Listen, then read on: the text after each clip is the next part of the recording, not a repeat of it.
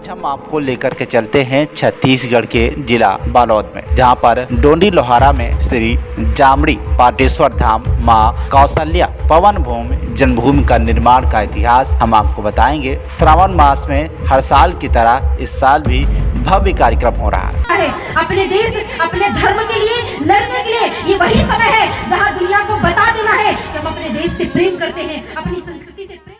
ग्रामीणों का कहना है कि पाटेश्वर धाम रामायण कालीन जमदग्नि ऋषि की तपोभूमि रही है। इसके अलावा आदिवासियों ने वन देवता पाटेश्वर भगवान भी हैं, जहां पर वन क्षेत्र में निवास करने वाले ग्रामीण जनमानस आदिकाल से ही पूजा पाठ करते आ रहे हैं। उसे पूर्ण स्थली में 1975 में महात्यागी राम जानकी राजयोगी बाबा कुटिया बनाकर आध्यात्मिक साधना करते हैं।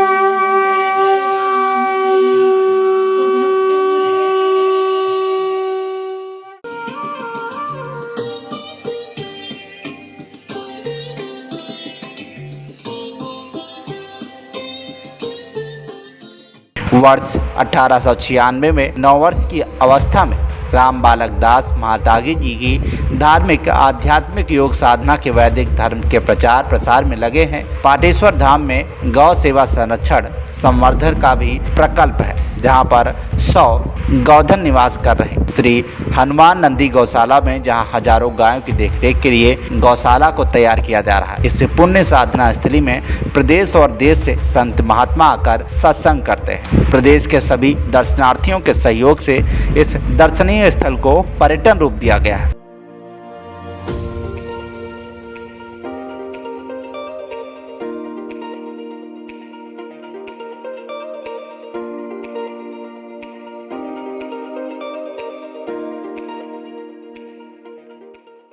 विश्व प्रसिद्ध कौशल्या मंदिर का निर्माण किया जा रहा है। इस तीर्थ स्थली में सर्वधर्म समभाव के अनेक मूर्तियां मंदिर परिसर में स्थापित है, जो कि जनास्था का केंद्र है। राजस्थान से पत्थर लाकर करीबन 25 करोड़ की लागत से बनने वाली यह 3 मंजिल मंदिर का मूर्त रूप दिया गया है। 2 मंजिल बनकर तैयार हो गया है, तीसरा मंजिल निर्माण कार्य में जारी है।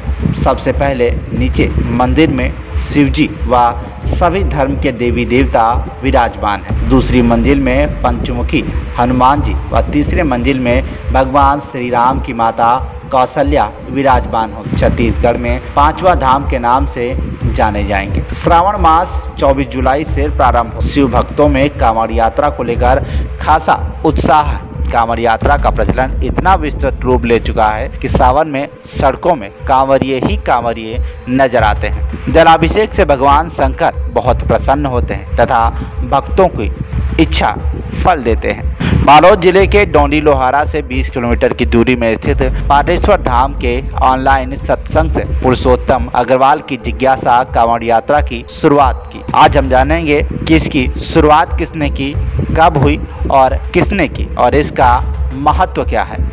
इस पर प्रकाश डालते हुए राम बालक दास ने बताया कि कांवड़ यात्रा का शुभारंभ बाबा वैजनाथ धाम से शुरू हुआ है। वैजनाथ भोलेनाथ जी का ऐसा धाम है जो अपने आप स्थापित हुआ है। रावण जब कैलाश से भगवान शिव को लेकर लंका जा रहे थे तो रास्ते में विष्णु जी ने ब्राह्मण का रूप धारण कर लिया और रावण को तीव्र लघुशंका लगी, तो उसने भगवान शिव की मूर्ति को ब्राह्मण विष्णु जी के हाथ में दे दिया। विष्णु भगवान ने उसे धरती पर स्थापित कर दिया। बाद में जब रावण ने शिवलिंग को उठाने का प्रयास किया तो उससे नहीं उठा, तभी से भगवान वहीं पर स्थापित हो गए और एक बैजू नाम के भक्त ने उनका गाय के दूध से अभिषेक किया, तब से वह वैजनाथ कहलाए।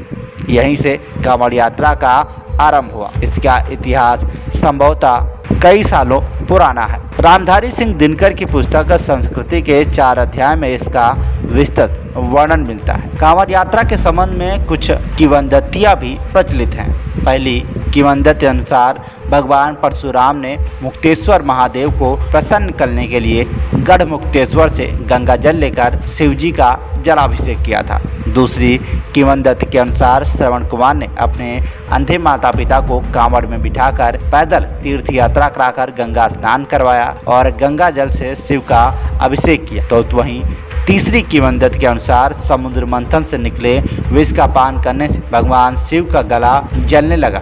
तब रावण ने उन्हें शीतलता प्रदान की। चौथा किंवदंती है कि भगवान श्री राम बिहार के सुल्तानगंज से देवघर बाबा बैजनाथ धाम में जलाभिषेक किए, तभी से यह परंपरा चली आ रही है। राम बालक दास ने कहा कि कांवड़ यात्रा पूरे भक्तिभाव से होनी चाहिए, मन में शिव जी के प्रति अटूट आस्था और श्रद्धा होनी चाहिए। 24 जुलाई से 29 जुलाई प्रतिदिन गुरु पूर्णिमा से श्रवण कृष्ण पंचमी तक पाटेश्वर धाम जिला बालोद छत्तीसगढ़ से 21 शिवलिंग का महारुद्राभिषेक एवं हिंदू सेनी साध्वी सरस्वती के मुखारविंद से शिव कथा का आनंद प्राप्त हो।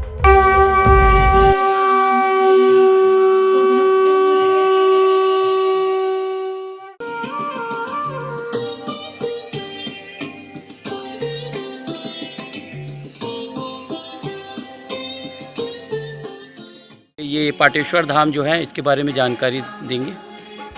जी, पाटेश्वर धाम में माँ कौशल्या का ये पावन जन्मभूमि मंदिर का निर्माण हो रहा है। मन में एक बड़ी पीड़ा थी, मैंने भी छत्तीसगढ़ में ही जन्म लिया है और इस माटी के लिए हम क्या ऐसा करके जाएं, क्योंकि एक दिन जाएंगे तो एक नाम रह जाता है, एक कार्य रह जाता है। और मैं अकेला नहीं हूँ। जब ये बात मैंने प्रदेशवासियों से कही, अपने भक्तों से कही, सब शुभचिंतकों से कही, तो सबको लगा कि राम के तो लाखों मंदिर दुनिया में हैं, लेकिन राम को जन्म देने वाली माँ कौशल्या का कोई ऐसा भव्य मंदिर बने, जैसे जगन्नाथ है, बद्रीनाथ है, एक धाम के रूप में उसको जाना जाए, कौशल्या धाम के रूप में जाना जाए। तो ऐसी एक भावना सबके मन में थी, बस उसी को मूर्त रूप देने का प्रयास किया गया। और देखिए, राजस्थान से ये पत्थर ला करके करीब 25 करोड़ की लागत से ये 3 मंजिल का माँ कौशल्या का मंदिर बनाया जा रहा है, जिसमें पहला मंजिल बन के तैयार है, दूसरे मंजिल का भी काम आधा अधूरा हो चुका है और तीसरा मंजिल माँ कौशल्या का होगा। प्रथम मंजिल में भगवान शिव जी विराजे हैं, द्वितीय मंजिल में पंचमुखी हनुमान जी बैठे हुए हैं और तीसरे मंजिल में गोद में रामलला को लेकर के छत्तीसगढ़ की बेटी माँ कौशल्या बैठेंगी। और जब पूरा विश्व इस तीर्थ को देखने आएगा तो हमें गौरव महसूस होगा कि हमारा भी छत्तीसगढ़ है, जहाँ पर एक 5वां धाम है, जैसे चारों धाम दुनिया में है।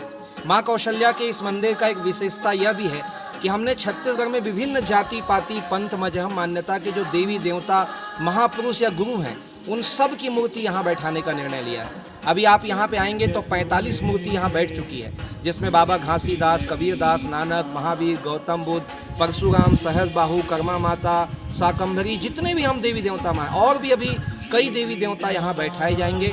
तो मैं आप सबसे चाहूँगा कि बालोद जिला में जो स्थित पाटेश्वर धाम है, छत्तीसगढ़ का एक ऐसा दिव्य निर्माण है, आप यहाँ आएँ। घनघोर जंगल में आप आकर के दर्शन करेंगे, यहाँ सीता रसोई में भोजन प्रसाद प्राप्त करेंगे, संतों का सानिध्य लेंगे। एक प्राचीन समय में जो जंगल में संत महात्मा रहते थे, वो उसकी अनुभूति आपको यहाँ पर होने वाली है। बालोद छत्तीसगढ़ से संजू महाजन की विशेष रिपोर्ट, TV1 इंडिया न्यूज।